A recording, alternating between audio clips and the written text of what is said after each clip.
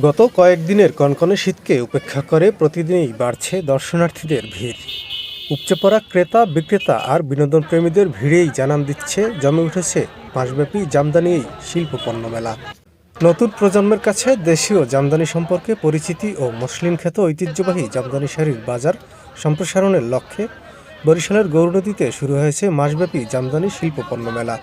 মেলায় জামদানি শাড়ির পাশাপাশি দেশীয় বিভিন্ন পণ্যের পসরা সাজিয়েছেন দোকানিরা। ফলে জামদানি শিল্পপণ্য মেলা এখন অনেকটা বাণিজ্য মেলায় পরিণত হয়েছে।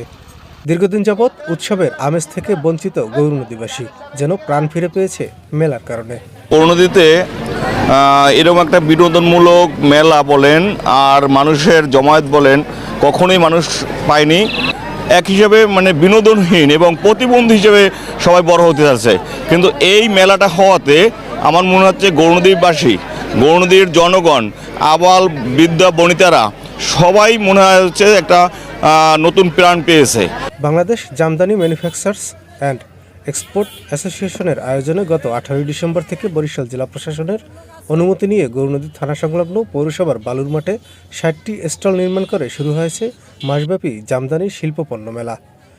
মেলায় জামদানি শাড়ির স্টল থেকে শুরু করে 3 পিসের স্টল, গৃহস্থলী পণ্য, কসমেটিক্স, কাপড় চোপড়, আসবাবপত্র, ইলেকট্রনিক্স পণ্য, দেশি বিদেশি পোশাক, জুতা, সাজসজ্জা ও প্রসাধনী পণ্যসহ বিভিন্ন পণ্যের বাহারি সমাহার রয়েছে। বিনোদনের জন্য নৌকাদোলা রাইড, ড্রাগন ট্রেন, ভূতের ঘরসহ রয়েছে বিভিন্ন ব্যবস্থা। এছাড়াও মুখরোচক খাবারের দোকানের কমতি নেই মেলা প্রাঙ্গণে।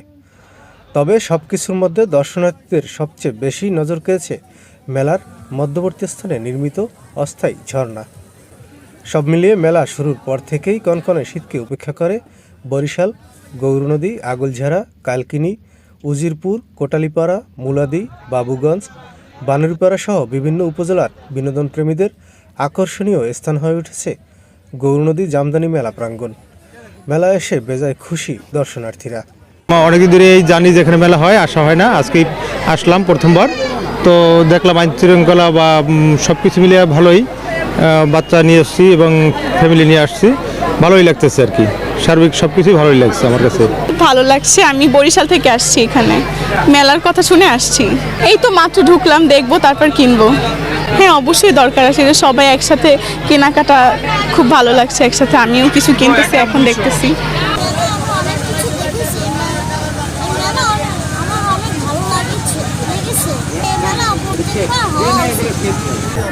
ভালো লাগছে আয়োজন, মাঝে মধ্যে এ ধরনের আয়োজন থাকা উচিত মানুষের। আমি মূলত কাশীপুর থেকে এসেছি, বরিশালের। মেলায় আসছি, ঘোরাফেরা করেছি, প্রত্যেকটা দোকানে ঘুরেছি, দেখেছি, দাম জিজ্ঞেস করেছি। দামটা হ্যাঁ মোটামুটি রিজনেবল প্রাইজে। মহাফেশালে এরকম মেলা খুবই দরকার, কারণ এইটাই আমার মনে হয় বরিশাল এই গৌরনদী প্রথম বাণিজ্য মেলা। এরকম বারবার প্রত্যেক বছর আসুক, সেটা গ্রামের মানুষ উপভোগ করুক, কারণ অনেকেই আছে শহরে যাচ্ছে না, গ্রামে ঘুরতে পারছে, এটাই ভালো। বলবো একবার হলেও ঘুরে আসেন, দেখে আসেন, ঘুরে আসেন, কিছু কেনাকাটা করে আসেন, এটাই বলবো আমি। করোনার পর থেকে যাবৎকাল বিনোদনের জন্য তেমন কোনো ব্যবস্থা হয়নি এই অঞ্চলে। দীর্ঘদিন পরে হলেও গৌরনদীতে মাসব্যাপী মেলা শুরু হয়েছে। তাই তো স্ত্রী সন্তানকে নিয়ে মেলায় ঘুরতে পেরে আনন্দিত সব দর্শনার্থীরা। খুব সুন্দর মেলা, এসে খুব আনন্দ উপভোগ করলাম। খেলাধুলার অনেক বিনোদন এখানে আছে, কিন্তু সব কটায় উঠতে পারি নাই, এখন উঠবো।